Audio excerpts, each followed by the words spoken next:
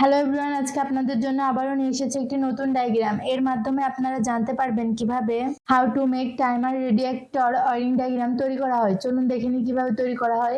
ডিপিএমসিবি double pole miniature circuit breaker, এটির মাধ্যমে negative ও পজিটিভ লাইন নিয়ন্ত্রণ করা হয়। RCCB resistant current circuit breaker. Contactor হলো ইলেকট্রোম্যাগনেটিক চালিত সুইচ। টাইমার মূলত অন অফ প্রক্রিয়ার কাজ করে।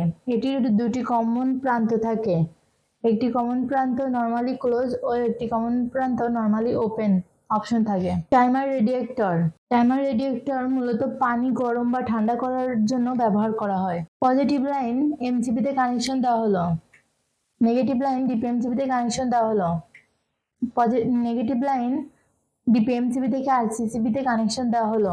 পজিটিভ লাইন ডিপিএমসিবি থেকে আরসিসিবি তে কানেকশন দেওয়া হলো। নেগেটিভ লাইন ডিপিএমসিবি থেকে টাইমারে কানেকশন দেওয়া হলো। কন্ট্যাক্টরে কানেকশন দেওয়া হলো।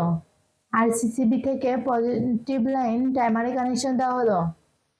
কন্ট্যাক্টরে কানেকশন দেওয়া হলো। পজিটিভ লাইন টাইমারে কানেকশন দেওয়া হলো।